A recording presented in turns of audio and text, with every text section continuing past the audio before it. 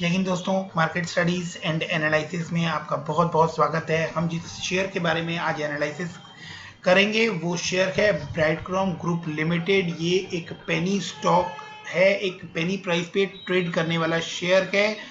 तो इसके साथ ये बात बता देनी बहुत ज़्यादा ज़रूरी है कि ऐसे शेयर जो है वो न्यूज़ के ऊपर बहुत जल्दी रिएक्ट करते हैं और किसी भी तरह की न्यूज़ आने के बाद ये आपको क्विक अपसाइड या डाउनसाइड भी दिखा सकते हैं। तो इसीलिए ऐसे शेयर्स को रिस्की शेयर बोला जाता है। अब हम ब्राइटकॉम ग्रुप के बारे में बात करते हैं। अगर ये एनालिसिस आप लोगों को वीडियो देखने के बाद पसंद आए तो वीडियो को लाइक कर दीजिएगा और चैनल को सब्सक्राइब करके रखिएगा सो दैट कि आप लोग इस तरह के इंपॉर्टेंट अपडेट्स मिस ना करें। Brightcom group limited digital marketing की कंपनी है। 2000 में ये कंपनी स्टार्ट हुई थी। इंडिया में इसका हेडक्वार्टर है और वर्ल्ड वाइड इसका फैला हुआ काम है। सबसे इंपॉर्टेंट बात जहां से मैं अपनी बात स्टार्ट करना चाहता हूं वो ये है कि गूगल और माइक्रोसॉफ्ट, ये बड़े नाम, गूगल और माइक्रोसॉफ्ट जैसे बड़े नाम इस कंपनी की क्लाइंट लिस्ट में आते हैं। तो आप समझ सकते हैं कि इस कंपनी के काम की स्ट्रेंथ क्या होगी। डिजिटल मार्केटिंग आज किसी भी कंपनी के एडवर्टाइजमेंट की, किसी भी कंपनी के प्रमोशन की बैकबोन कही जा सकती है। बिकॉज विदाउट डिजिटल मार्केटिंग आप किसी भी कंपनी को आज वर्ल्ड वाइड पहचान ही नहीं सकते।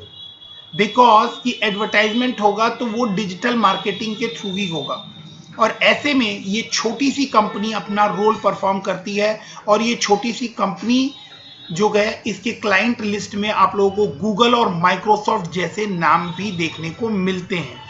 4.54 बिलियन मार्केट कैप के साथ ये कंपनी समय बाजार में काम कर रही है। तो हम आज इसका डीप एनालिसिस करेंगे और समझने की कोशिश करेंगे कि ये कंपनी हमें पैसा बनाकर दे सकती है या नहीं दे सकती है, या क्या पोजीशन है, या हमें इसके साथ किस तरह से बिहेव करना चाहिए। अगर आप रिस्की शेयर में इन्वेस्टमेंट करने में इंटरेस्टेड हैं और रिस्क उठाने को तैयार हैं तभी आप लोग इस शेयर में इन्वेस्टमेंट कीजिएगा। एल्स कोई जरूरत नहीं है कि आप ऐसे शेयर में इन्वेस्ट करें। इस शेयर में वो पोटेंशियल अवेलेबल है, वो मैं आप लोगों को आगे वीडियो में आगे बढ़ते हुए मैं आप लोगों को बताता हूं कि इस शेयर के अंदर क्या पोटेंशियल है या किस वे में हम इसके साथ पैसा कमा सकते हैं, शॉर्ट टर्म में, लॉन्ग टर्म में, मिड टर्म में। वो सभी चीजें मैं आप लोगों को एक एक करके पॉइंट्स क्लियर करता हूं। तो सबसे पहले हम ब्राइटकॉम ग्रुप के फंडामेंटल्स को देखने की कोशिश करते हैं। 459 करोड़ के मार्केट कैप के साथ ये काम कर रही है।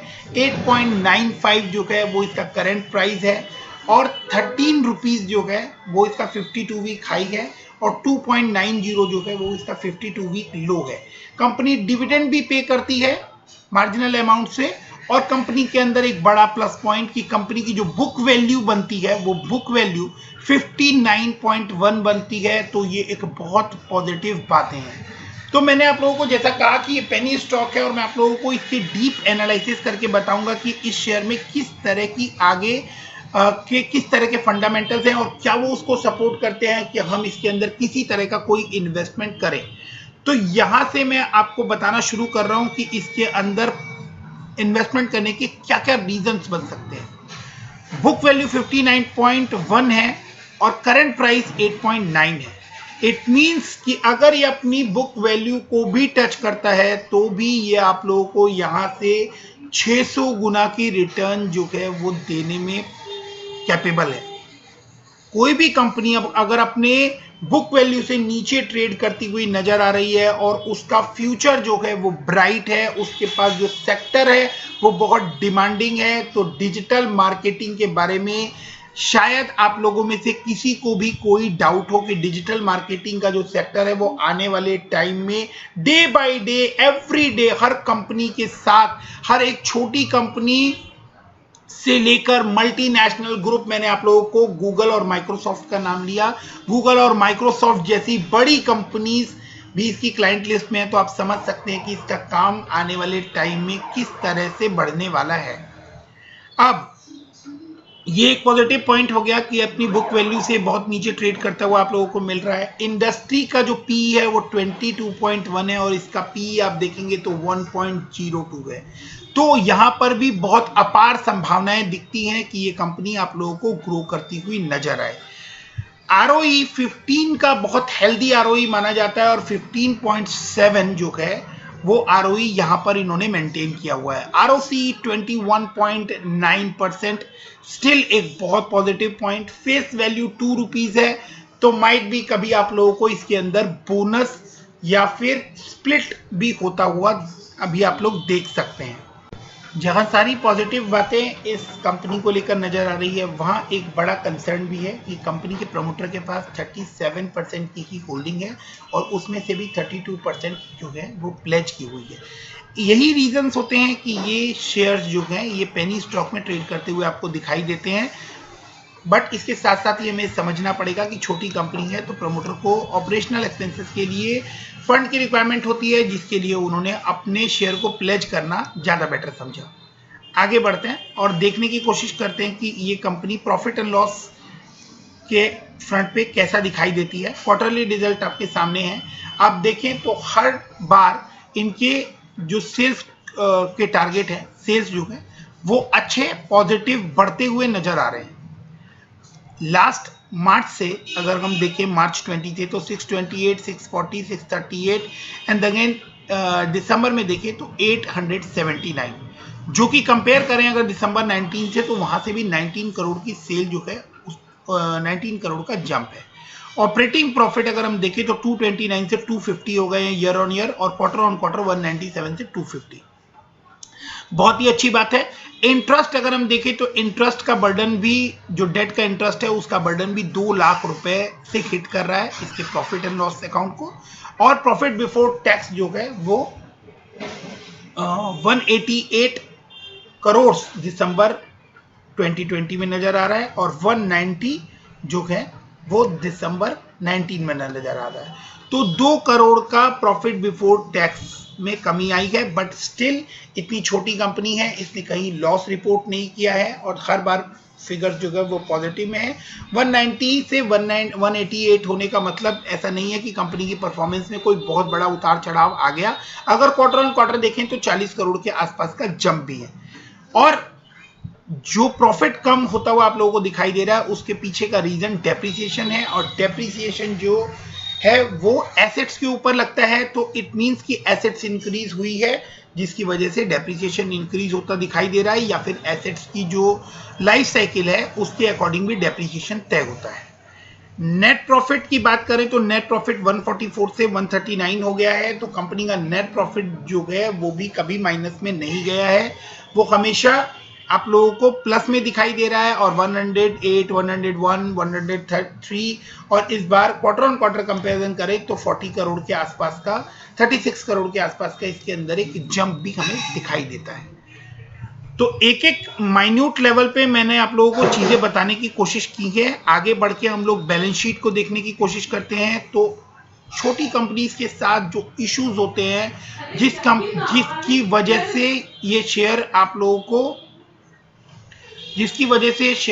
को पेनी प्राइस पर ट्रेड करता हुआ नजर आता है, वो बड़ी वजह आप लोगों को मैं यहाँ पर क्लियर करता हूँ कि ऐसे जो शेयर होते हैं इनमें ये लोग अपने शेयर कैपिटल को इंक्रीज कर लेते हैं। अगर आप देखें तो शेयर कैपिटल सितंबर में इंक्रीज कर ली है, एक छोटी कंपनी के लिए it is not a good sign, क्योंकि उससे क्या होता है, शेयर नंबर ऑफ शेयर्स बढ़ने से आपके ईपीएस के ऊपर बहुत फर्क पड़ता है। रिजर्व्स की बात करें तो कंपनी ने थोड़े रिजर्व्स भी इंक्रीज किए हैं, मतलब कंपनी स्ट्रेंथन होती हुई दिखाई दे रही है।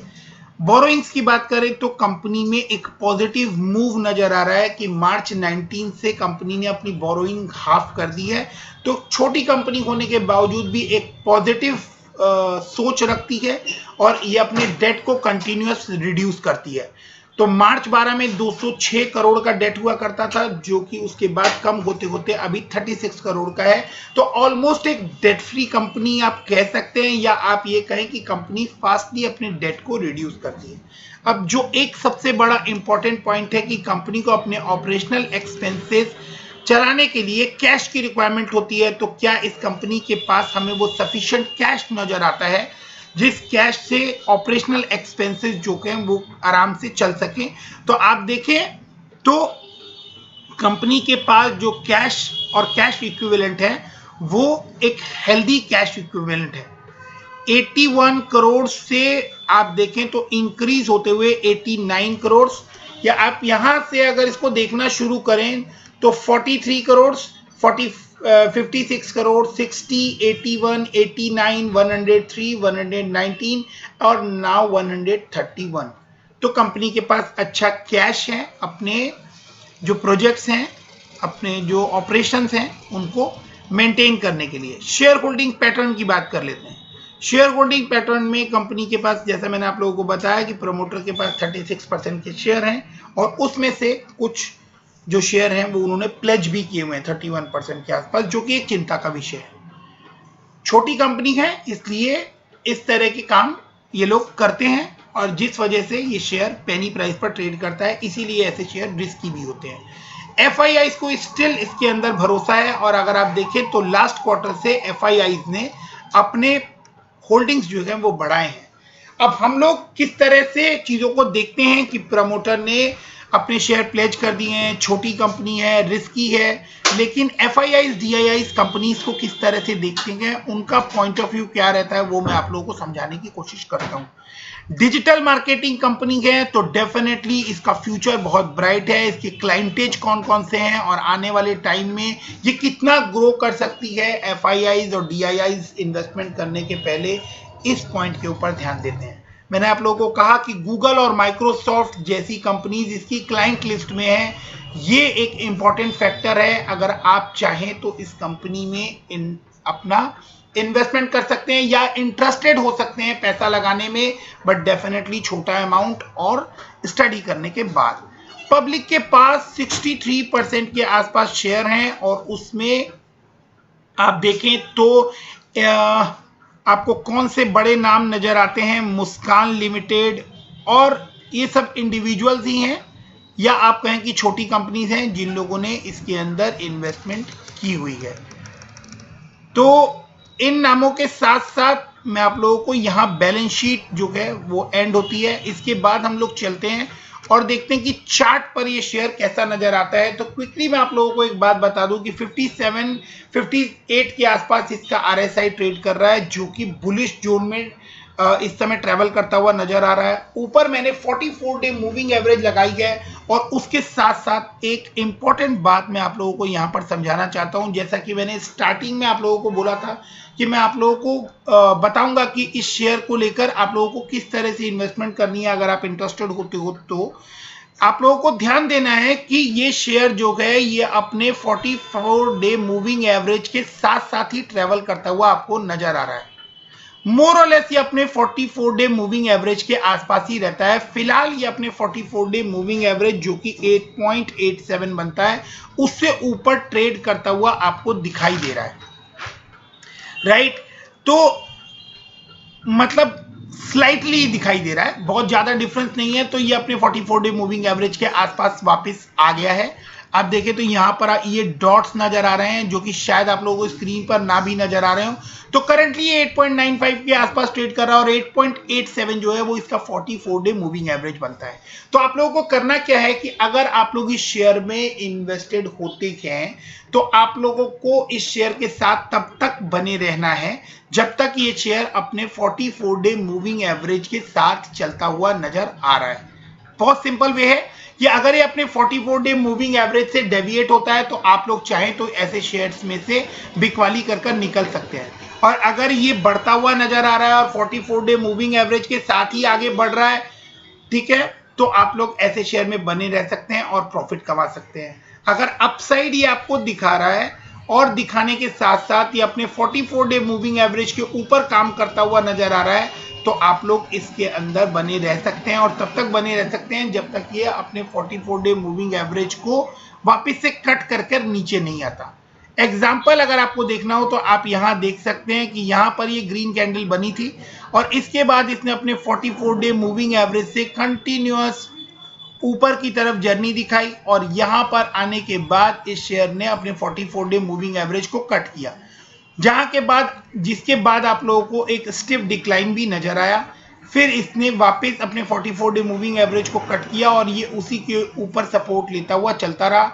फिर यहां से इसने एक बड़ा जंप दिखाया और वापस अपने 44 डे मूविंग एवरेज के आसपास ही आकर ये फिर से सपोर्ट लेता हुआ दिख रहा है। तो दोस्तों, ब्राइटकॉर्न ग्रुप से रिलेटेड मैंने स्टडीज आप लोगों के सामने रखी है। कोई भी पॉइंट हो, कोई भी क्वेश्चन हो तो आप लोग कमेंट सेक्शन में कर सकते हैं। पूरी कोशिश करूंगा कि मैं उसका आंसर दे सकूं। वीडियो पसंद आया हो तो वीडियो को लाइक कर लीजिए, और आपके लाइक करने से वीडियो दूसरे रिटेल इन्वेस्टर्स के पास भी ट्रैवल करेगा। और चैनल को अगर अभी तक आप लोगों ने सब्सक्राइब नहीं किया है तो आप लोग चैनल को भी सब्सक्राइब करके रखिए, सो दैट कि आगे भी आप लोग इस तरह की इंपॉर्टेंट और डिटेल्ड एनालिसिस मिस ना करें। तो फ्रेंड, यहाँ मैं अपनी बात इस शेयर को लेकर ख़त्म करता हूँ। यहाँ तक वीडियो देखने के लिए बहुत बहुत धन्यवाद। So keep investing, stay safe, thank you, bye bye.